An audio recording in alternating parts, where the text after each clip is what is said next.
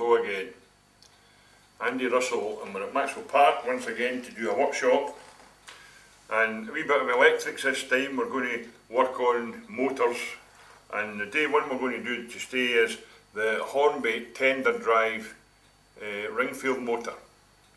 I think Airfix they did a Ringfield motor in their 4F, and I think the King had one as well. They're fairly successful. A lot of people didn't like them. They're very easy to overhaul. You can replace the armature, you can replace the gears, if you can get them, that is.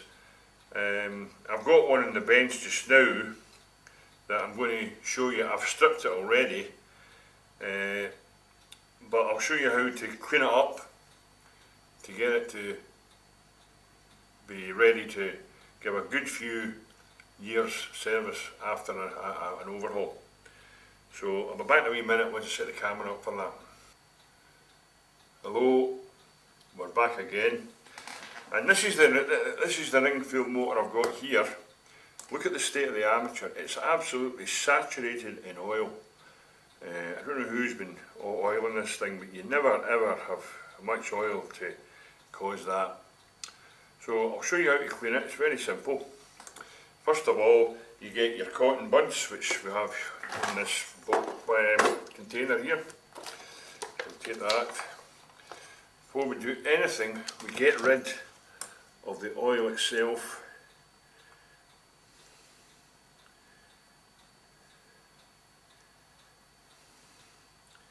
It's a disgrace the way this engine get into. I'm surprised. It did run, funny enough. That was the bit that surprised me.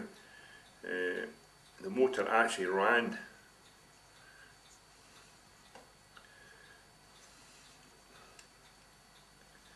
Now look at the cotton bud and the stuff that came off it. That's absolutely ridiculous. Use the other end now to finish it off.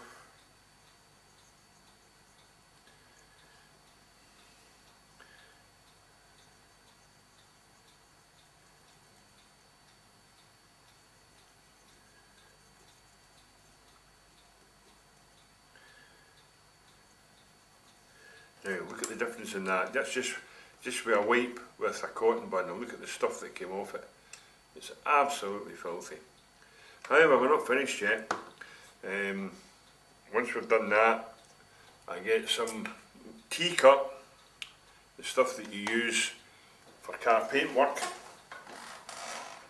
and we just put a wee drop on the end of the cotton bud,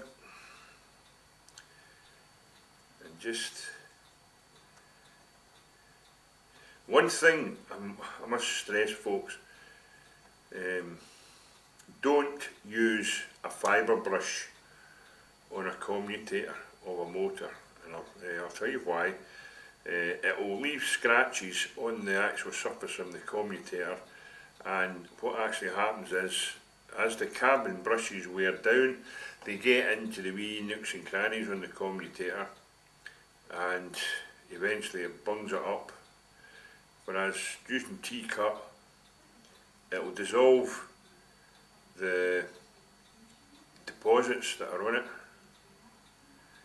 Make sure that the segments between each segment is clear. There's nothing, no carbon build up in there. Then turn it down the other way.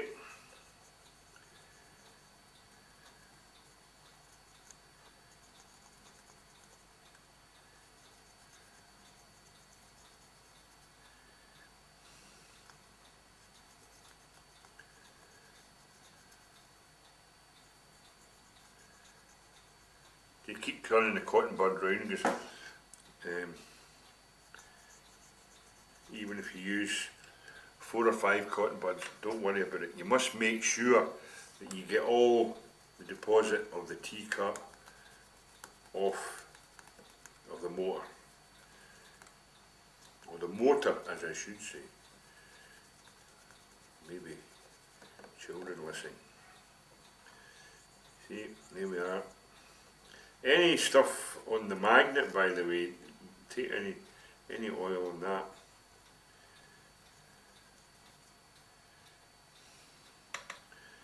just finish off with,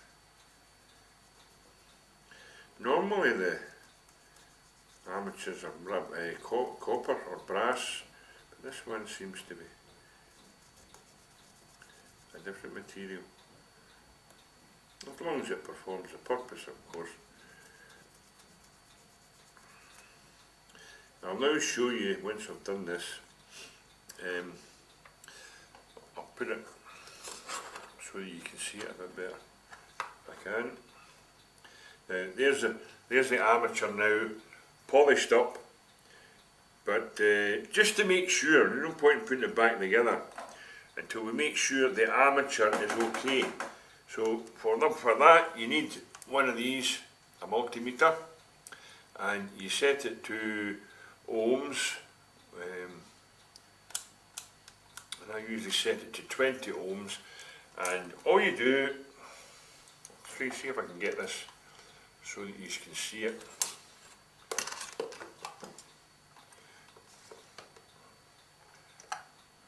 That's about the best I can do, I think. I'll tell you what, I'll tell you what the readings are as I do it. Probably the simplest way. Let's look at these things. So, you put one on there and one on the next segment. It's not showing anything, so I'll put it further down. No, that's wrong. Sorry folks, it's the wrong reading. Right, set it to the 200 ohm range and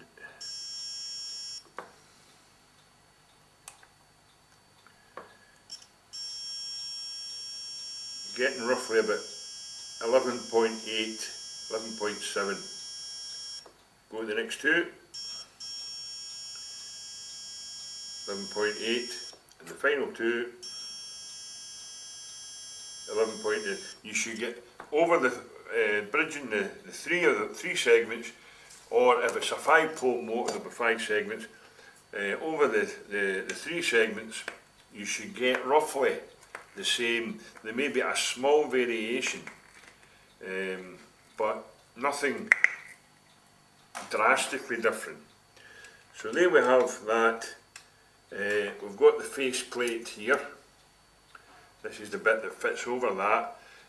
When you've got it apart, get your cotton buds, and if there's any oil in behind it, make sure you get it off.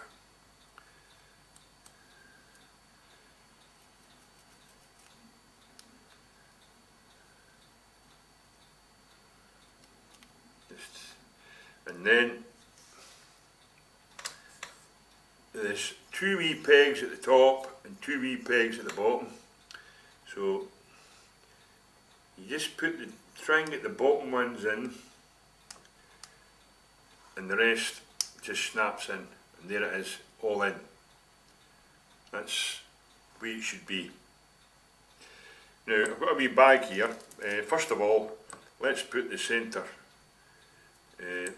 wheels back in, because you've got to take them off to get that plate out, and you just press them back in again. Make sure there's a bit of side plate, by the way, don't put it into, and that motor spins okay. Perfect. The next bit is the brushes and springs. Now this can be dodgy. If these wee springs should spring, as they say, we could be in trouble. So what I do is I put them in a bag till I come to put them back in, and then I put them into a container. Now obviously the brushes are oils as well, so we've got to get rid of any oil deposits that are on. Put that meter out the way, turn it off, save the battery.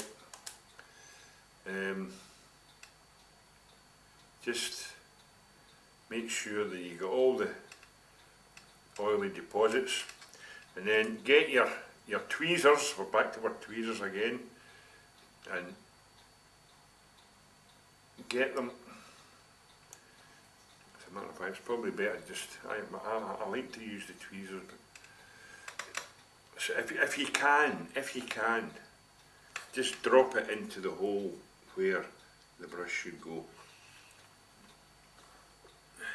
Just, it's not the brushes are fine, they're not the problem, it's the springs that are the problem. That's that brush in. There's the other one there. Again, just make sure that you get all the muck, any oil off the brush. Obviously these brushes are okay, so I don't have to replace them. And just kind of coax the brush into the hole. There it is, it's in. Now, this is where it gets this is where it gets dodgy. To get the springs, I watched, now don't think I'm getting at anybody here, but I watched a chap on eBay do this job, and he tried to put the brushes and springs in before he put this plate on, and he had no end. I couldn't believe what I was seeing, because put the plate on, you've got everything's lined up, but no, he was trying to do it the other way about. So you just put the spring into the hole, here it is, and then we take the connector, make sure you've got the right one on it, there we are. So we've got the indentation is inward towards the brush, see that's in and that's protruding. There's a wee bit of muck on that, I don't like that. There we are now. Make sure these are clean and well, of course, and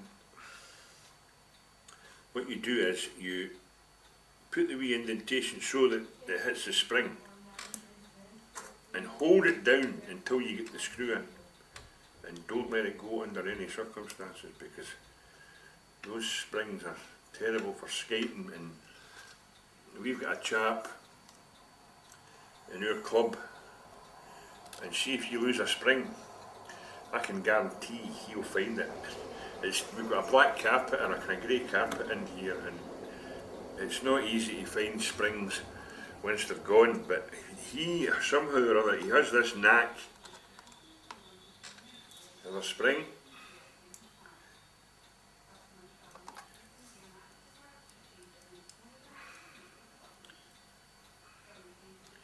There we are. And then take the other connector and very gently just make sure you get it in to hold the spring down.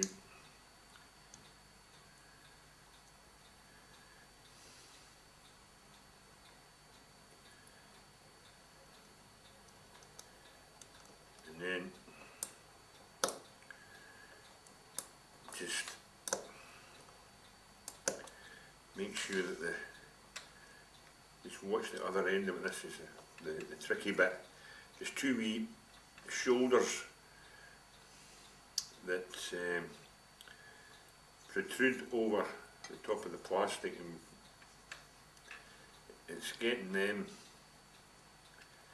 see,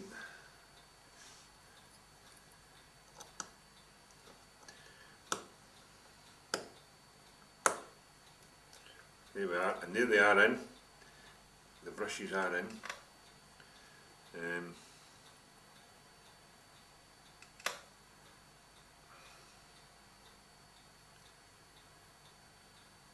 So if I take my power supply here, you can't see the power supply, but I will, it's sitting at, I've got it sitting at about 8 volts, and if I put it across here, away she goes. Now I'll tell you exactly what current is drawing.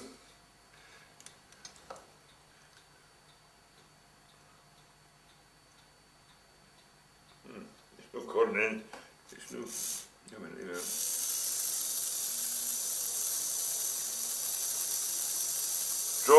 It's drawing about 1/4 of an amp, and that is okay. So I've shown you how to do that.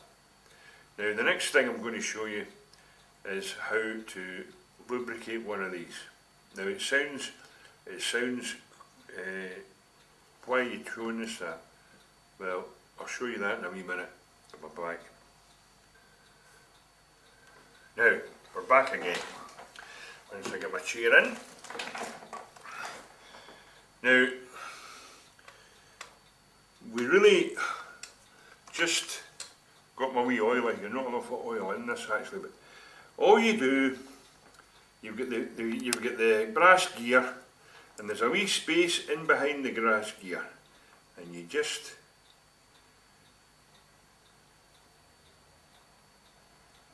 put one drop in behind it, and the same on the other side.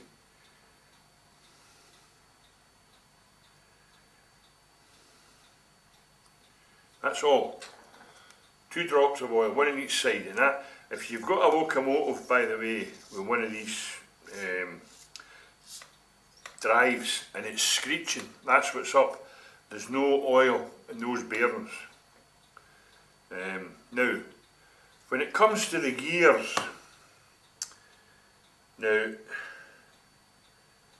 I can't emphasize, I'm going to show you how to do these gears, because you don't, or it's inadvisable to use oil.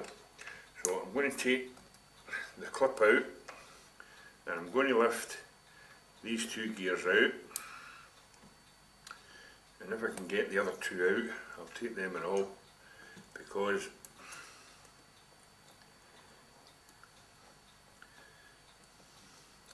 sometimes these 2 come out but no bother, and other times they're a footer. I think in this case it's a footer.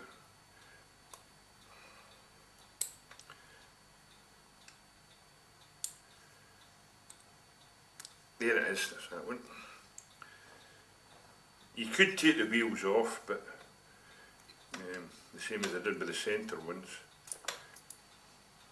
There's the other one. Now, that leaves us with the axles that these gears run on. See? And what I use is Servicol silicone grease. And you just give a wee dab, and I say a wee dab, you just either use a cocktail stick or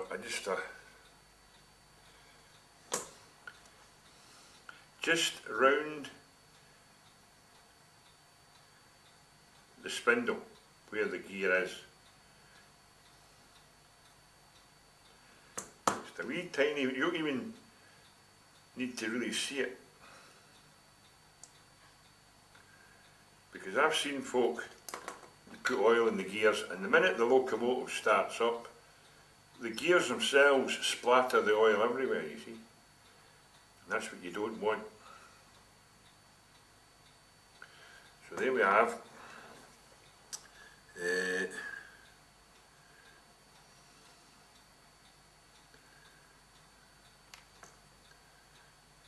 no, it's 2 wee ones, I think.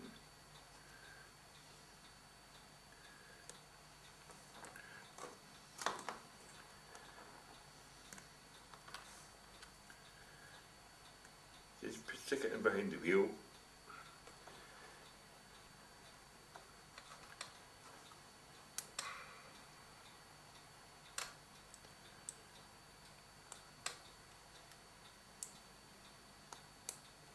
There it is, that's that in. And the other one,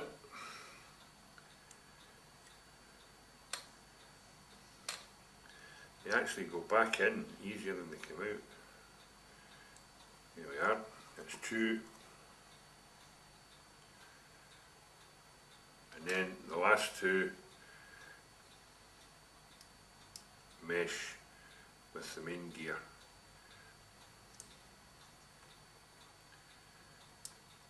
I think that one could maybe do a wee bit more actually.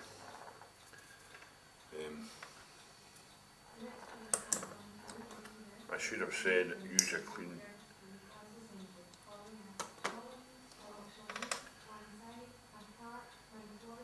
this won't melt.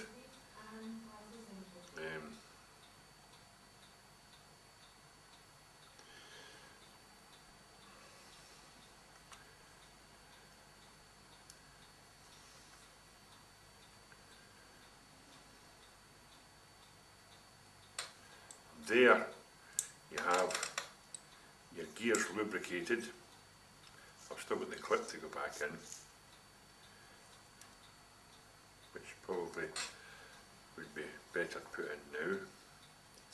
That holds the gears in place.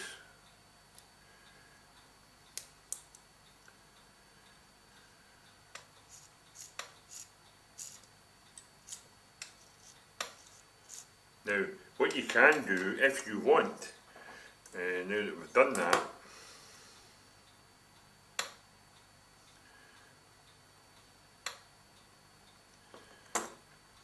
put a wee drop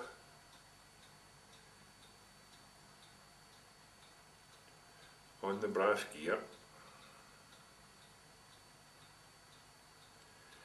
and as the gears go round,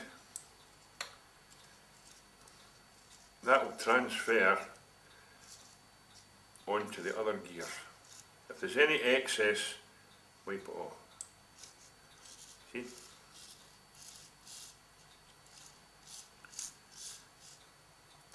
So, try that again.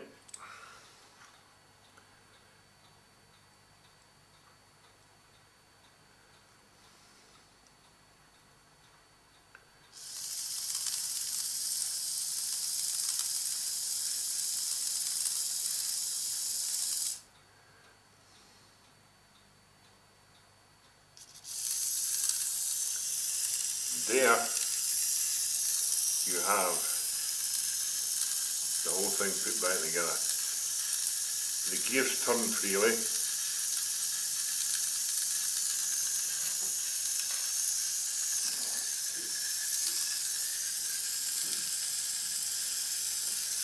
If you want, you can just put a wee dab on the teeth of the gear.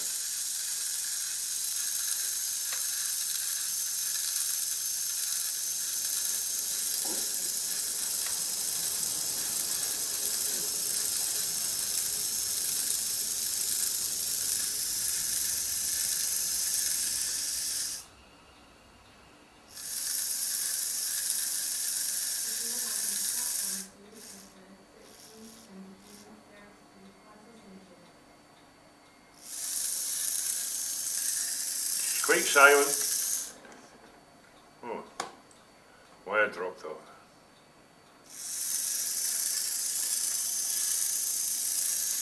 She's drawing less than 1/4 of an amp.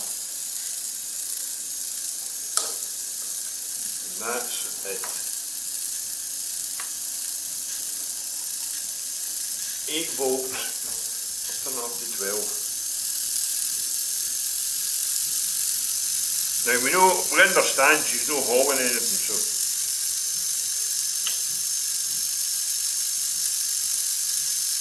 at 12 volts is 1/4 of an amp.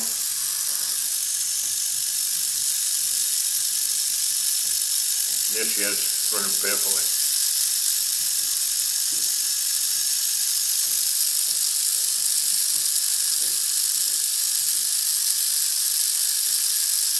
Just we were running for a wee while just to bed everything back in, but we know the commutator's clean, we know we've polished it with the T-cut, and we've wiped it all off, and that should run for a good, depending on how often it's run, but we shouldn't have any more problems with that.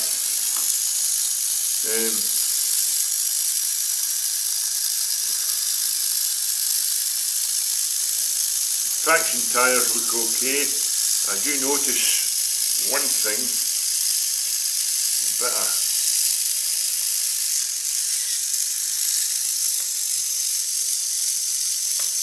the silicone grease.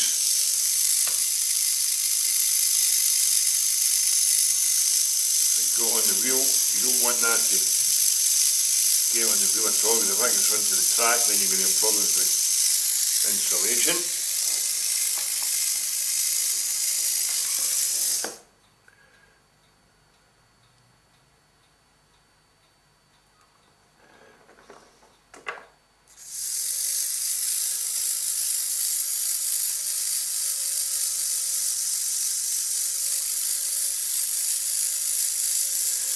Good idea just to actually run, when the engine's running, on the traction tyres. Just take a cotton bud over them, because you see the wee bit of blackness, that's obviously muck. It's come off the track. The last time the automobile was run. So if you take that,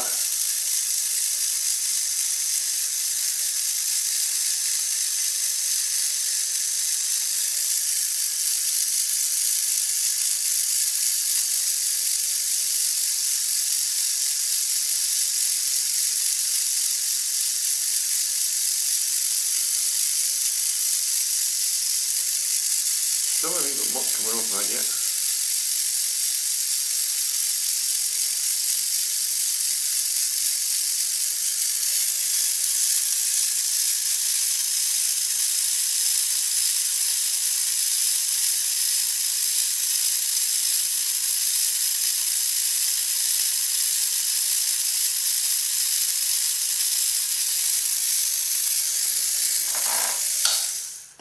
One thing I did, it's okay,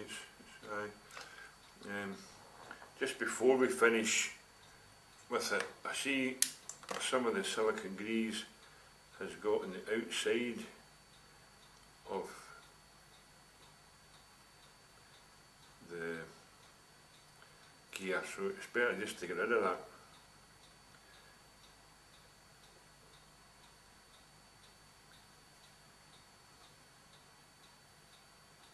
But there we have it, all overhauled. The only thing that's left to do is to put it back into its chassis, and it goes in that way, and it goes in that way first, and then snaps in, and there it is, back in its chassis. The lead goes back on. So if I put that on there, that on there, I've put the power supply, I've put the power unit on, and there you are, it's still running perfectly. A good job done, and as I said, I will come back and do the brass gear.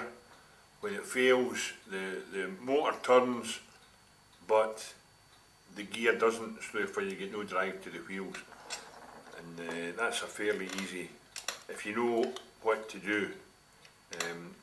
Various different people have got different ways of doing it. I will show you my way. It took me a wee while to suss it out.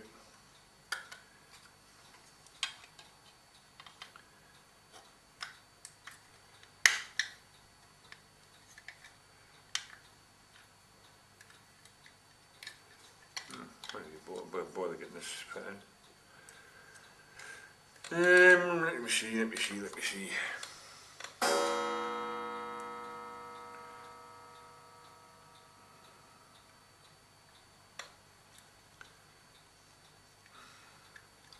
Just make sure that nothing's fouling.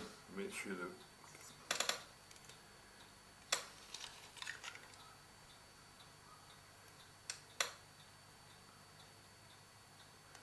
black wire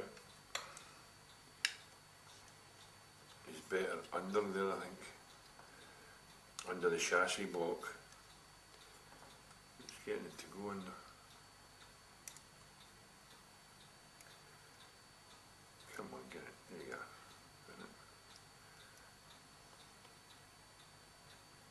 You just got to watch that it doesn't foul the wheel, of course, but there's plenty of room for it there.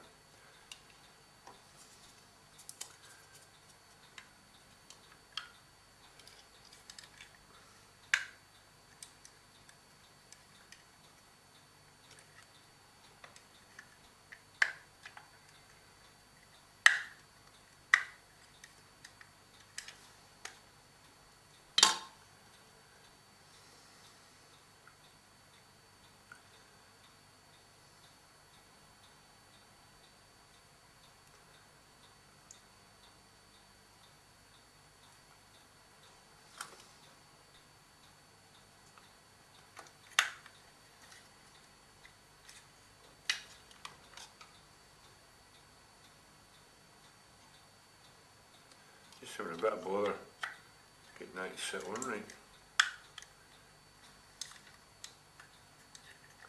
I think that's it now. And then we have the tender, ready to go back into service, and you learned a wee bit with the meter, how to test an armature, putting the two probes across the two segments. On the ohms range, you should get roughly the same. I think that was about 11.8. I think we got. The three of them were the same. That's fine, not a problem. If one of them, so you may get one of them that shows nothing, and that means that the winding's open circuit, which means that the commutator is duff. And obviously it's going to mean a new armature, which you can get as long as you remember, if it's got 3 segments it's a 3-pole motor, if it's got 5 segments it's a 5-pole motor. But there we are. So that's the end of this wee workshop that I've done today, and we'll be back with some more. I haven't decided what they're going to be yet.